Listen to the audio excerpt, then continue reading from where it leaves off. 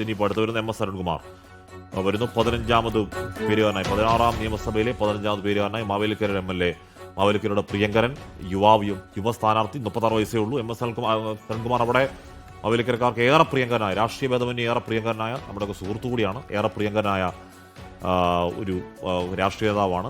ഈ പറഞ്ഞ വളരെ അങ്ങേയറ്റത്തെ ജീവിത സാഹചര്യം കടന്നു വന്ന് കഷ്ടപ്പെട്ട് പഠിച്ച് ഒക്കെ കയറി വന്ന ജീവിത സാഹചര്യമുള്ള ആളാണ്. അവിടുത്തെ ആൾക്കാർക്കൊക്കെ ഏറെ പ്രിയങ്കരൻ, നെഞ്ചോട് ചേർത്ത് പിടിക്കുന്ന MLA ആണ് MS അരുൺകുമാർ എന്ന ഞാൻ നിയമസഭയിലെ ഒരംഗമായി തിരഞ്ഞെടുക്കപ്പെട്ടിരിക്കുന്നതിനാൽ നിയമം വഴി സ്ഥാപിതമായ ഭാരതത്തിൻ്റെ ഭരണഘടനയോട് ഞാൻ നിർവ്യാജമായ വിശ്വസ്തതയും കൂറും പുലർത്തുമെന്നും ഞാൻ ഭാരതത്തിൻ്റെ പരമാധികാരവും അഖണ്ഡതയും നിലനിർത്തുമെന്നും ഞാൻ ഏറ്റെടുക്കുവാൻ പോകുന്ന കർത്തവ്യം ഞാൻ വിശ്വസ്തയോടുകൂടി നിർവഹിക്കുമെന്നും സഗൗരവം പ്രതിജ്ഞ ചെയ്യുന്നു.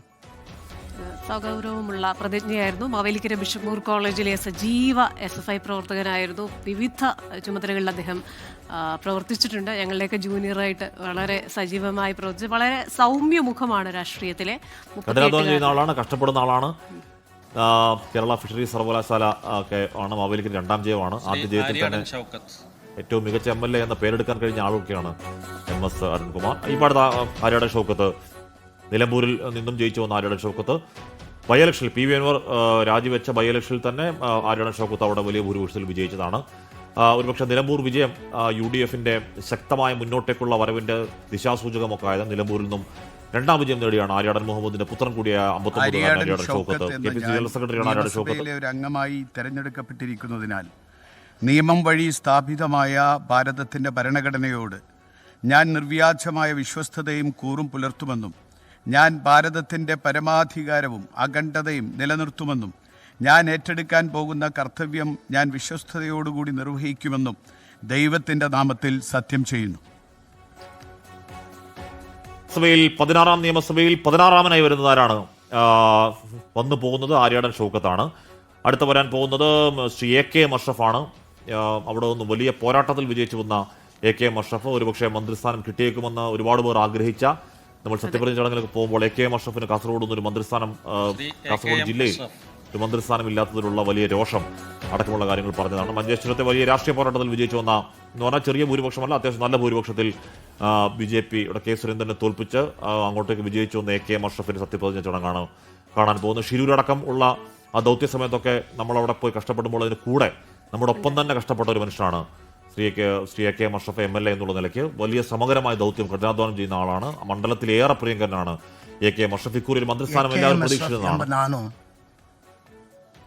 ವಿಧಾನಸಭೆಯ ಸದಸ್ಯನಾಗಿ ಚುನಾಯಿತನಾದವನಾಗಿ ಕಾನೂನಿನ ಮೂಲಕ ಸ್ಥಾಪಿತವಾದ ಭಾರತದ ಸಂವಿಧಾನದ ವಿಷಯದಲ್ಲಿ ನಿಜವಾದ ಶ್ರದ್ಧೆ ಮತ್ತು ನಿಷ್ಠೆಯನ್ನು ಹೊಂದಿರುತ್ತೇನೆಂದು, ಭಾರತದ ಸಾರ್ವಭೌಮತ್ವವನ್ನು ಮತ್ತು ಅಖಂಡತೆಯನ್ನು ಎತ್ತಿ ಹಿಡಿಯುತ್ತೇನೆಂದು ಮತ್ತು ನಾನು ಈ ಕೈಗೊಳ್ಳಲಿರುವ ಕರ್ತವ್ಯವನ್ನು ಶ್ರದ್ಧಾಪೂರ್ವಕವಾಗಿ ನಿರ್ವಹಿಸುತ್ತೇನೆಂದು ಸೃಷ್ಟಿಕರ್ತನಾದ ನಾದನ ಹೆಸರಿನಲ್ಲಿ ಪ್ರಮಾಣ ಮಾಡುತ್ತೇನೆ.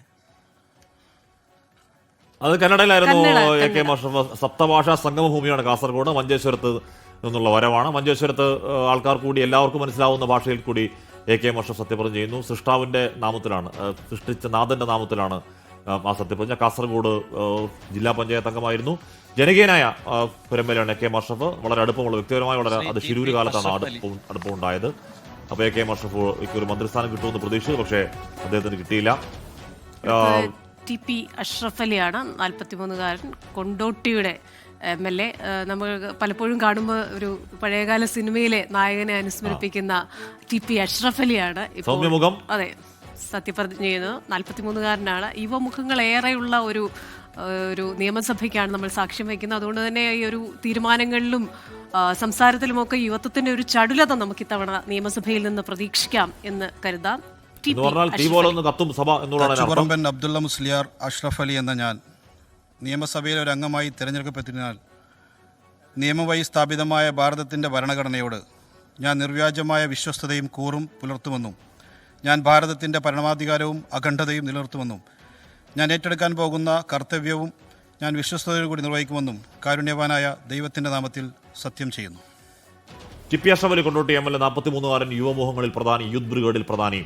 എന്ന് പറഞ്ഞാൽ നിയമസഭയിൽ ഇക്കുറി ചർച്ചകൾ നടക്കുമ്പോൾ ഈ യുവാക്കളുടെ ആർജവമേറിയ വാക്ക് സഭയിൽ ഉയരും എന്ന കാര്യത്തിൽ തർക്കം വേണ്ട. അത്രത്തോളം യുവാക്കളുടെ ഒരു അതിപ്രസരം സഭയിലുണ്ട്. 40 അതിപ്രസരം ഞാൻ നല്ല അർത്ഥത്തിൽ തന്നെയാണ് പറഞ്ഞത്. അപ്പോൾ അതിപ്രസരം സഭയിലുണ്ടാകും. അവരുടെ ശബ്ദം മുഴങ്ങട്ടെ, നാടിന് വേണ്ടി, നാടിന് നന്മയ്ക്ക് വേണ്ടി അവരുടെ ശബ്ദം അവിടെ മുഴങ്ങട്ടെ. 43-കാരൻ കൊണ്ടോട്ടിയിലെ MLA TP അഷ്റഫ് അലി സത്യപ്രതിജ്ഞയ്ക്ക് പിന്നാലെ MR ബൈജു. 16-ാം നിയമസഭയിൽ 19-ാമനായി സത്യപ്രതിജ്ഞ ചെയ്തത് ശ്രീ MR ബൈജു ആണ്. MR ബൈജു കാട്ടാക്കടയിൽ 52-കാരൻ കാട്ടാക്കടയിൽ ജയിച്ചുവെന്ന്, കോൺഗ്രസ്സുകാരൻ ജയിച്ചുവെന്ന് MR ബൈജു 19-ാമനായി സത്യപ്രതിജ്ഞ ചെയ്ത് അധികാരമേൽക്കാൻ പോകുന്നുണ്ട്. കാട്ടാക്കടയിൽ ആദ്യമായി മത്സരിക്കുകയാണ്. ആ മത്സരത്തിൽ അത്യാവശ്യം തരക്കേടില്ലാത്ത ഭൂരിപക്ഷത്തിൽ അവിടെ ജയം. ജില്ലാ ബ്ലോക്ക് മുൻ പഞ്ചായത്ത് അംഗമൊക്കെ ആയിരുന്നു. അപ്പോൾ ആൾക്കാർക്കറിയാത്ത ആളല്ല MR ബൈജു. അവിടുത്തെ താഴെത്തട്ടിൽ MR ബൈജു എന്ന ഞാൻ നിയമസഭയിലെ ഒരംഗമായി തിരഞ്ഞെടുക്കപ്പെട്ടിരിക്കുന്നതിനാൽ നിയമം വഴി സ്ഥാപിതമായ ഭാരതത്തിൻ്റെ ഭരണഘടനയോട് ഞാൻ നിർവ്യാജമായ വിശ്വസ്തതയും കൂറും പുലർത്തുമെന്നും ഞാൻ ഭാരതത്തിൻ്റെ പരമാധികാരവും അഖണ്ഡതയും നിലനിർത്തുമെന്നും ഞാൻ ഏറ്റെടുക്കുവാൻ പോകുന്ന കർത്തവ്യം ഞാൻ വിശ്വസ്തയോടുകൂടി നിർവഹിക്കുമെന്നും ദൈവത്തിൻ്റെ നാമത്തിൽ സത്യം ചെയ്യുന്നു. അദ്ദേഹം ജില്ലാ ബ്ലോക്ക് പഞ്ചായത്ത് അംഗമായിട്ടൊക്കെ ജനങ്ങൾക്ക് വളരെ സുപരിചിതനാണ്. കന്നി അംഗത്തിലാണ് ഇപ്പോൾ കാട്ടാക്കടയിൽ നിന്ന് അദ്ദേഹം നിയമസഭയിൽ എത്തിയിരിക്കുന്നത്. എന്തായാലും കാട്ടാക്കടക്കാരുടെ ശബ്ദമാകാൻ അദ്ദേഹത്തിന് സാധിക്കട്ടെ. MR ബൈജു ആണ് ഇപ്പോൾ 20-ാമനായി, അതോ 19-ാം? 20-ാമതായി വരുന്നു KN ബാലഗോപാൽ. മുൻ ധനമന്ത്രി ശ്രീ KN ബാലഗോപാൽ 20-ാമനായി 16-ാം നിയമസഭയിൽ KN ബാലഗോപാൽ സത്യപ്രതിജ്ഞ ചെയ്യാൻ വരുന്നു.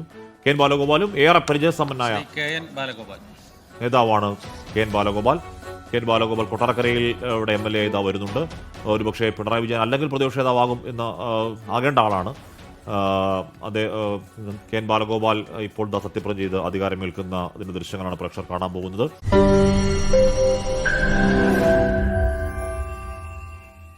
ലോകത്തെവിടെയായാലും ഏത് സമയത്തും 24 വാർത്തകളും ഓഗ്മെന്റഡ് റിയാലിറ്റി പാക്കേജുകളും എക്സ്പ്ലെയിനറുകളും വിശദമായി കാണാൻ ഞങ്ങളുടെ യൂട്യൂബ് ചാനൽ നിങ്ങൾക്ക് സബ്സ്ക്രൈബ് ചെയ്യാം.